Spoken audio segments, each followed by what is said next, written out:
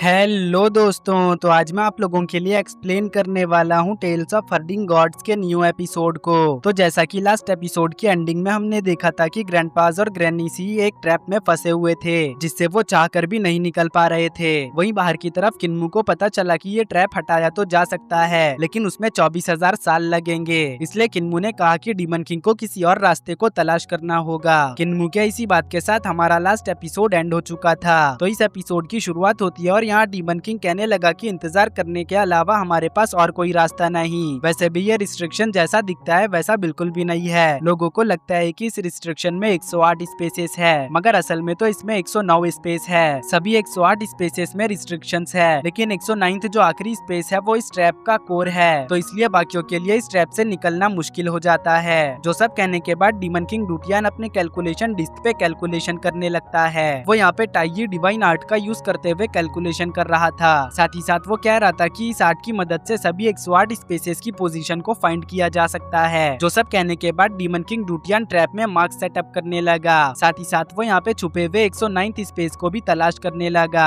क्योंकि वो सभी 108 स्पेस को चलने के लिए पावर प्रोवाइड करता है। अगर एक मर्तबा 109 स्पेस को ढूंढ लिया गया और उसे स्टॉप कर दिया गया तो बाकी के स्पेस भी रुक जाएंगे। ये सब कहते हुए डीमन किंग डूटियान ने फाइनली आखिरी स्पेस मतलब की कोर स्पेस को ढूंढ लिया। इस कोर स्पेस को ढूंढते साथ ही वो इसे जाम भी कर चुका, लेकिन ये जाम ज्यादा देर तक नहीं टिकने वाला, इसलिए अब जो भी करना होगा वो जल्दी करना होगा। अब कोर स्पेस जाम हो जाने की वजह से पूरा ट्रैप एकदम से रुक जाता है, जिस बात को अंदर ग्रैंडपास और ग्रैनी ने भी महसूस कर लिया। ग्रैनीसी कहने लगी कि आखिर ये सब अचानक से रुक क्यों गया, क्या यहाँ पे कुछ गड़बड़ है। अभी उनका ये कहना ही था कि तभी ग्रैंडपा भी बताने लगे कि बाहर से कोई हमें बचाने की कोशिश कर रहा है, कोई तो है जो बाहर से इस ट्रैप को रोक रहा है। जो सुन के किसी को भी कुछ भी समझ नहीं आता और ग्रैंडपा बुच्चर कहने लगे कि हमारे साथी ग्रैंडपास तो इस ट्रैप के अंदर ट्रैप है, तो भला बाहर कौन है जो हमें बचाना चाहता है। जो सुनते साथ ही ग्रैनी सीरियस हो गई और तभी उनके दिमाग में किन्मू का ख्याल आया। वो कहने लगी कि कहीं ये किन्मू तो नहीं। जो कहने के बाद वो कान लगाकर किन्मू की आवाज सुनने की कोशिश करने लग चुकी, तो उन्हें सच में यहाँ पे किन्मू की आवाज सुनाई देने लगती है। यहाँ किन्मू चिल्लाते हुए अपने ग्रैंडपास को आवाज लगा रहा था। अब किन्मू की आवाज सुनने के बाद ग्रैनीसी खुश भी थी और फिक्रमंद भी, क्योंकि ये जगह बिल्कुल भी सेफ नहीं। इधर जैसे ही दोनों ग्रैंडपास को पता चला कि किन्मू उन्हें बचाने के लिए यहाँ पे आ चुका है तो वो खुश हो गए, मगर तभी ग्रैंडपा भी कहने लगे कि किन्मू बाहर ही रहना, इस ट्रैप के अंदर आने की बिल्कुल भी हिम्मत मत करना, क्योंकि इस ट्रैप के पावर के सामने तुम टिक नहीं पाओगे। तो किन्मू चिल्लाते हुए कहने लग चुका कि ग्रैंडपास आप फिक्र मत करो, मैं अपने साथ एक एक्सपर्ट को लेकर आया हूँ। अब जैसे ही यहाँ पे किन्मू ने डीमन किंग को एक्सपर्ट कहा तो वैसे ही वो चौड़ में आ गया। वो यहाँ पे हंसने भी लग चुका, क्योंकि पहली मर्तबा किन्मू ने उसे रिकॉग्नाइज किया था, वरना तो किन्मू उसे गिनता भी नहीं था। उतने में ही किन्मू आके उसे बताने लगा कि उसने अभी अभी ही ग्रैंडपा भी की आवाज सुनी है, वो भी इस पोजीशन से, इसलिए हमें इस जगह पे फोकस करना पड़ेगा। तो डीमन किंग तुरंत ही अपने डिस्क के अंदर एक फॉर्मेशन को फॉर्म कर चुका, फिर वो उसे इस गॉडली डाइस के कोर में भेज चुका, जिस वजह से कोर के अंदर का मैकेनिज्म स्टॉप हो जाता है। फिर डीमन किंग किन्मू से कहने लगा कि तुम्हारे पास जो भी ट्रेजर्स है वो फौरन ही मुझे निकाल कर दो। जो सुन के किन्मू तुरंत ही अपने सभी ट्रेजर्स को निकाल लेता है। फिर वो बताने लगता है कि उसने इन ट्रेजर्स को गोल्डन पैलेस से हासिल किया है। ये जितने भी ट्रेजर्स थे वो कमाल की एबिलिटीज को पोजेस करते थे। इन ट्रेजर्स को देख के ड्रैगन किलिन काफी हैरान था, मगर डीमन किंग इन ट्रेजर्स को देख के जरा भी इम्प्रेस नहीं हुआ। लेकिन इस ट्रैप को तोड़ने के लिए उसे एक सूटेबल ट्रेजर मिल चुका, इसलिए वो उसे लेते हुए कहने लगा कि ये थोड़ा अच्छा है, ये हमारे काम आ सकता है, मुझे बस यही ट्रेजर चाहिए, बाकी का तुम वापस रख लो। जो कहने के बाद वो इस ट्रेजर को लेके अपने डिस्क में डाल चुका, जिस वजह से रिस्ट्रिक्शन को ब्रेक करने की स्पीड और ज्यादा बढ़ गई। साथ ही में रिस्ट्रिक्शन के अंदर के तरफ एक बहुत ही बड़ा प्लेनेट जैसा कोई गोला अपीयर हो गया, जिसके सामने ग्रैंडपास काफी छोटे लग रहे थे। उन्हें समझ नहीं आता कि अब अचानक से यहाँ पे ये क्या अपीयर हो गया। उतने में ही किन्मू की इस जगह पे आवाज आने लगी और वो अपने ग्रैंडपास और ग्रैनी को थोड़ा ध्यान से रहने को बोल रहा था। उसके ये कहते साथ ही डाइस ब्रेक होना शुरू हो चुका, जिस वजह से ग्रैंडपास को किन्मू की बात समझ आ चुकी। दरअसल किन्मू इन्हें यहाँ पे इसलिए संभल के रहने को बोल रहा था क्योंकि डाइस ब्रेक होने के बाद एक बहुत ही बड़ा ब्लास्ट हो सकता है, जिस ब्लास्ट की चपेट में आकर ग्रैंडपास भी घायल हो सकते हैं, लेकिन अगर वो केयरफुल रहे तो ऐसा नहीं होगा। यहाँ डाइस के ब्रेक होने का प्रोसेस काफी ज्यादा वायलेंट था, जिस बात को नोटिस करते साथ ही ग्रैंडपास केयरफुल हो चुके, मगर तभी ग्रैंडपास अचानक से अलग अलग स्पेस में जाने लगे। इन्हें देखकर ऐसा लग रहा था कि जैसे कि वो जिन स्पेसेस से होकर आगे गुजरे थे वापस ही वो वहाँ पर आने लग चुके। यहाँ डाइस अब पूरी तरह से टूटने की कागार पे आ चुका था और ग्रैंडपास भी इस डाइस में गिरते चले जा रहे थे। बाहर की तरफ ये देखते ही किन्मू ने अपने मेटल गॉड ट्रांसफॉर्मेशन को एक्टिवेट कर लिया और फौरन ही अपने सामने एक बैरियर वॉरियर बना चुका, क्योंकि तभी गॉडली डाइस ब्रेक होने की वजह से यहाँ पे काफी खतरनाक फ्लक्चुएशन होने लगता है। साथ ही साथ बहुत ही टेरिफाइंग ऑरा भी रिलीज हो रहा था। इन सब चीजों को देखते हुए किन्मू कहने लगा कि ये चीज वाकई में खतरनाक है। अच्छा है कि इसमें सिर्फ हमें ही टारगेट नहीं किया जा रहा। अगर ये सिर्फ हमें ही टारगेट कर रहा होता तो हम यहाँ पे टिक भी नहीं पाते। उसके ये कहते ही एक धमाके के साथ ग्रैंडपास नीचे गिरने लगे। ग्रैंडपास और ग्रैनी का जो बैलेंस था वो फिलहाल स्टेबल नहीं था, इसलिए किन्मू तुरंत ही उन्हें कैच करने जाने लगा। मगर तभी एक बड़ी सी धर्मा बॉडी आके ग्रैंडपास और ग्रैनीज को कैच कर चुकी। इस जाइंट धर्मा फॉर्म के हाथ में ग्रैंडपाजू और ग्रैंडपा डीफ भी थे। दरअसल ये फॉर्म और किसी का नहीं, किन्मू के ग्रैंडपा माँ का था। अब अपने इन ग्रैंडपास को सही सलामत देखते ही किन्मू तुरंत ही खुश हो चुका। वो अपने ग्रैंडपास से कहने लगा कि आप लोग तो इस उम्र में भी मुझे परेशान कर रहे हो। आप लोगों ने तो इस उम्र में इधर उधर भागने के बजाय घर पे बैठना चाहिए। जो सुन के ग्रैनी सी हंसने लगी। फिर वो किन्मू के पास आके उसे मारते हुए कहने लगी कि आखिर तुम्हारी हिम्मत कैसे हुई इस खतरनाक जगह पे आने की? क्या तुम्हें समझ नहीं आता कि ऐसी खतरनाक जगह को अवॉइड करना चाहिए? अभी उनका ये कहना ही था कि तभी ग्रैंडपा भी इन दोनों के बीच में आ गए और कहने लगे कि किन्मू तुम ग्रैनी सी से थोड़ा दूर रहो, क्योंकि डाइस के अंदर ग्रैनी सी अपने इनर डीमन को कंट्रोल नहीं कर पा रही थी। वो कभी भी इन पे हावी हो जाता था। ली टियानशिंग का कोई भी भरोसा नहीं, वो कुछ भी कर सकता है क्योंकि वो एक नंबर का कमीना है। ग्रैंडपा बी की बातों को सुनते ही ली टियानशिंग बाहर आ गया और कहने लगा कि आखिर तुम ये क्या बकवास कर रहे हो? किन्मू अब मेरे डीमन कल्ट का लीडर है, इसलिए भला मैं उसे क्यों चोट पहुंचाऊंगा? अभी उसका ये कहना ही था कि तभी ग्रैनी सी उसे गाली देते हुए सप्रेस कर देती है और कहने लगती है कि कमीने कही के खामोश रहो। ये सब देख के किन्मू को ग्रैनी सी के लिए बुरा लगने लगा। मगर तभी ग्रैंडपाजू डीमन किंग की मैकेनिकल बॉडी को देख के कहने लग चुके कि ये तो काफी कमाल का लग रहा है, आखिर तुमने इसका नाम क्या रखा है? जो सुनते ही किन्मू डीमन किंग डूटियान को अपने ग्रैंडपास से इंट्रोड्यूस करने लगता है। वो बताने लगता है कि डीमन किंग डूटियान वर्ल्ड का सुप्रीम रूलर है और मैंने इसे आप लोगों को रेस्क्यू करने के लिए इनवाइट किया था। जो सुनके डीमन किंग फिर से यहाँ पे चौड़ में आने लगा। उतने में ही ग्रैंडपा बुच्चर पूछने लगे कि आखिर तुम्हें ये कहाँ से मिला? पिछली मर्तबा जब मैं तुमसे मिला था तब तो ये तुम्हारे साथ नहीं था। तो किन्मू अब अपने ग्रैंडपास को डीमन किंग के बारे में भी बताने लगता है। वो बताने लगता है कि डीमन किंग की कैलकुलेशन काफी कमाल की है। रिस्ट्रिक्शन को ब्रेक करने में और आपको आजाद करवाने में इसका ही सबसे बड़ा अहम रोल है। जो सुनके डीमन किंग समझ चुका था कि किन्मू जानबूझकर यहाँ पे डीमन किंग की बड़ाई कर रहा है, क्योंकि उसे आगे भी उससे काम निकलवाना है। इसलिए वो मनी मन सोचने लगा कि ये बच्चा दिन ब दिन और ज्यादा खतरनाक होता जा रहा है। इसका रवैया और इसकी बातें चालबाजी से भरी पड़ी है। साथ ही साथ ये रूथलेस और कोल्ड हार्टेड भी है, इसलिए इसके साथ ज्यादा दिनों तक मैं नहीं रहने वाला, वरना तो लेने के देने पड़ जाएंगे। तभी इधर किन्मू अपने ग्रैंडपास को ड्रैगन किलिन के बारे में भी बताने लग चुका। वो बताता है कि ड्रैगन किलिन एंसेस्टर का माउंट हुआ करता था, मगर अब ये मेरी सवारी बनकर मेरे साथ रहता है। जो अभी किन्मू का कहना ही था कि उतने में ही ड्रैगन किलिन ग्रैनी सी से एंसेस्टर के बारे में पूछने लग चुका। वो कहने लगता है कि सेंटेस मेरे मास्टर कहाँ पर है? क्या आपने उन्हें कहीं पर देखा? जिसपे ग्रैनी सी उदास होते हुए ना में जवाब देती है। तभी किन्मू भी यहाँ पे विलेज चीफ और बाकी के ग्रैंडपास के बारे में पूछने लगा। इस जगह पे अभी के लिए ग्रैंडपा मार्क्स, विलेज चीफ और ग्रैंडपा मू नहीं थे, इसलिए किन्मू उनके बारे में भी यहाँ पे पूछ रहा था। तो ग्रैंडपा भी बताने लगे कि उन्होंने आते समय विलेज चीफ और ग्रैंडपा मार्क्स के छोड़े हुए निशानों को फॉलो किया था, मगर उन्हें कहीं भी ग्रैंडपा मू का कोई भी निशान नहीं मिला। जो सुनके किन्मू को टेंशन होने लगती है। ये देखते ही ग्रैनी सी किन्मू को दिलासा देते हुए कहने लगती है कि विलेज चीफ और ग्रैंडपा मार्क्स बहुत ज्यादा ताकतवर है, इसलिए वो सेफ होंगे। साथ ही में एंसेस्टर और लॉ इन्फोर्समेंट एल्डर भी उन्हें लव कर रहे हैं, इसलिए तुम उनकी चिंता मत करो। और अगर ग्रैंडपा मू की बात रही तो वो भी ठीक होगा। भले ही हमने उन्हें नहीं देखा, मगर वो बंदा भी बहुत ज्यादा ताकतवर है। वो बिना बोले बहुत सी चीजें कर गुजरता है। जो कहने के बाद ग्रैनी सी किन्मू के पास जाते हुए कहने लगी कि तुम अकेले इतनी खतरनाक जगह पे आ गए, यकीनन ये तुम्हारे लिए आसान नहीं होगा। जिसपे किन्मू कहने लगता है कि हाँ, आसान तो नहीं था, मगर आप लोगों को न्यू ईयर के लिए मुझे तलाश तो करना ही था। किन्मू की मैच्योर बातों को सुन के तो सभी ग्रैंडपास हैरान थे। वो लोग समझ चुके थे कि किन्मू अब सच में बड़ा हो चुका है, अब वो छोटा बच्चा नहीं रहा। तभी किन्मू कहने लग चुका कि अब आप सभी इधर उधर भागना बंद करिए। उतने में ही ग्रैंडपा माँ कहने लग चुके कि जब तक हमारे विलेज का एक भी बंदा गायब रहेगा तब तक हम भागना दौड़ना बंद नहीं करेंगे। तो ग्रैंडपा बुच्चर भी कहने लगे कि विलेज चीफ और ग्रैंडपा मार्क्स अभी तक नहीं मिले हैं, इसलिए उन्हें ढूंढे बगैर तो हम यहाँ से कहीं भी नहीं जाने वाले। अगर विलेज चीफ और ग्रैंडपा मार्क्स मर भी गए होंगे तब भी मैं उनकी लाश को देखना चाहूंगा, उनकी लाश देखे बगैर तो मैं नहीं जाने वाला। जो सुनके किन्मू कहने लगता है कि अगर ऐसा है तो अब हमें आगे का रास्ता डीमन किंग दिखाएगा। किन्मू की बात सुनते ही डीमन किंग इसके लिए राजी नहीं था, क्योंकि वो जानता था कि आगे का रास्ता और ज्यादा खतरों से भरा होगा। मगर किन्मू और उसके ग्रैंडपास उसे घूर कर देखने लगे, इसलिए बेचारा डीमन किंग यहाँ पे क्या करता,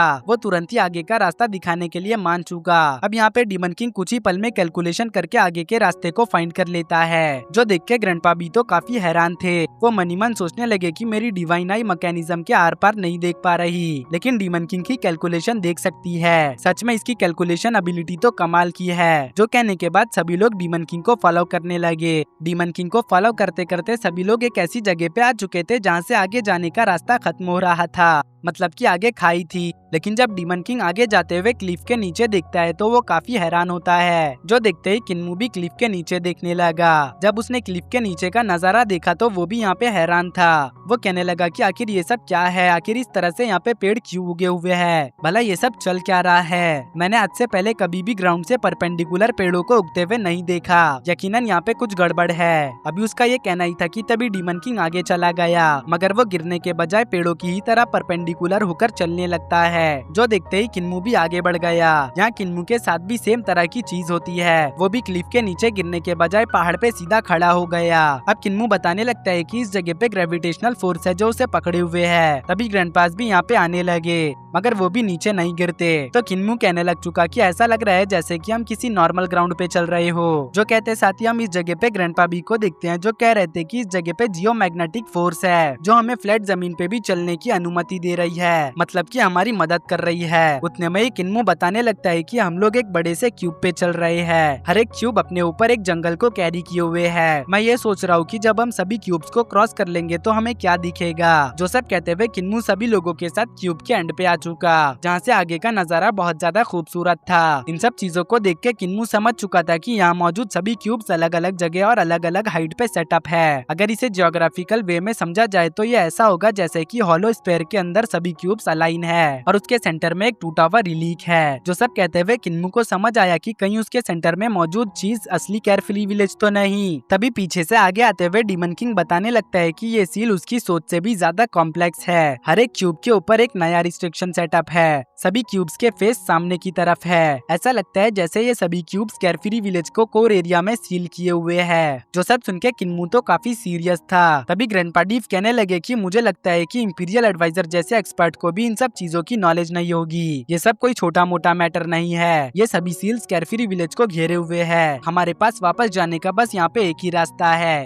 और वो रास्ता वही रास्ता है जिस रास्ते से हम यहाँ पे आए हैं। तभी ग्रैनी सी कहने लगी कि विलेज चीफ और एंसेस्टर की डिवाइन एबिलिटीज बहुत टेरिफाइंग है, जिसका यूज करते हुए अब तक तो वो अंदर भी चले गए होंगे। जो सुनते साथ ही किन्मू डीमन किंग को आगे का रास्ता चेक करने को बोलने लगा। तो डीमन किंग कैलकुलेशन करते हुए आगे के सेफ रास्ते को तलाश करने लगता है, मगर उसे आसमान में काफी सारे सील्स दिखाई देते हैं जिनकी गिनती भी कर पाना पॉसिबल नहीं। तो डीमन किंग कहने लगता है कि आगे जाने के रास्ते पे बहुत सारे सील्स है। अगर मैं यहाँ पे कैलकुलेशन करके सेफ रास्ता तलाश करने लग गया तो 40-50 साल लग जाएंगे, लेकिन अगर यहाँ पे मेरी रियल बॉडी होती तो ये नंबर घट के 1-2 साल हो जाता। अगर विलेज चीफ और एंसेस्टर इस जगह से फ्लाई करके गए होंगे तो यकीनन अब तक वो मारे जा चुके होंगे। जो सुनते साथ ही किन्मू डीमन किंग से कहने लगता है कि मेरे ग्रैंडपास के बारे में फालतू की बकवास करना बंद करो। जो सुन के डीमन किंग कहने लगा कि वो फालतू की बकवास नहीं कर रहा, जो सच है वो वही बोल रहा है। देखो यहाँ पे बहुत सारे डिवाइन रिस्ट्रिक्शंस है जिनके नंबर्स और ताकत का अंदाजा लगा पाना भी मुश्किल है। जो कहने के बाद वो कहने लग चुका कि इस दुनिया में इतने सारे रूल्स और रिस्ट्रिक्शंस है कि यहाँ जी पाना भी मुश्किल है। इसलिए अगर तुम मुझे फ्यूचर में खुद भी यहाँ पे रहने के लिए इनवाइट करोगे ना, तब भी मैं यहाँ पे नहीं आऊंगा। तभी ग्रैंडपा भी आगे आते हुए कहने लग चुके कि विलेज चीफ की चिंता करने की कोई जरूरत नहीं। वो जो भी करते हैं सोच समझ के करते हैं। वो हर एक चीज को सीरियसली हैंडल करते हैं। इसलिए अगर उन्होंने आगे जाने का रास्ता चुना है तो यकीनन वो अभी तक सेफ होंगे। वैसे उधर जो कैरफ्री विलेज है, क्या तुम लोगों को उसका शेप शिप की तरह नहीं लग रहा? जो सुन के सभी ग्रैंडपास कैरफ्री विलेज की ओर गौर से देखने लगे। इवन की ग्रैंडपास तो शिप को देखने के लिए छलांग लगाते हुए क्यूब पे आ चुके। फिर उन्हें वो शिप दिख गई, इसलिए वो कहने लगे कि ग्रैंडपा बी की आंखें तो कमाल की है। सच में कैरफ्री विलेज किसी शिप जैसा लग रहा है।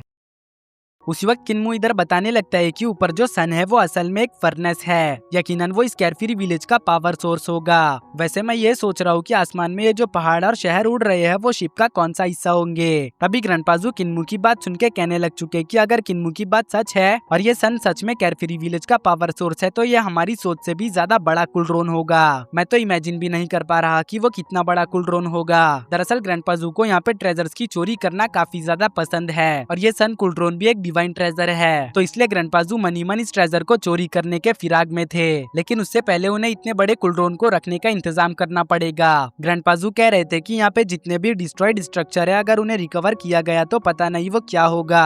ग्रैंडपाजू की बात सुनकर ग्रैंडपा डीव कहने लगे कि इतना बड़ा मिरेकल भी डिस्ट्रॉय कर दिया गया। वाकई में इस दुनिया में मिरेकल्स की कोई भी कमी नहीं। वैसे अगर कैरफ्री विलेज सच में कैरफ्री है तो उसे किसी डेस्टिनेशन की क्यों जरूरत। डेस्टिनेशन के साथ कैरफ्री विलेज कैरफ्री नहीं रहेगा। ये शिप कैरफ्री विलेज नहीं हो सकता अगर सच में कैरफ्री विलेज कैरफ्री है तो। जो सुनते ही किन्मू सोचने लगा कि अगर ये शिप कैरफ्री विलेज नहीं तो असल में कैरफ्री विलेज है कहाँ। वहीं ग्रैंडपा भी और ग्रैंडपा बुचर भी यही सोच रहे थे। अभी ये लोग यहाँ पे कैरफ्री विलेज के बारे में सोच ही रहे थे कि तभी शिप के ऊपर से एक लाइट निकल के इसी ओर आने लगी, जो देख के सभी लोग हैरान हो चुके। फिर हमें पता चला कि ये तो ग्रैंडपा मू की हाफ मून शिप है, जिसके ऊपर ग्रैंडपास एंसेस्टर और लॉ इन्फोर्समेंट एल्डर सवार थे।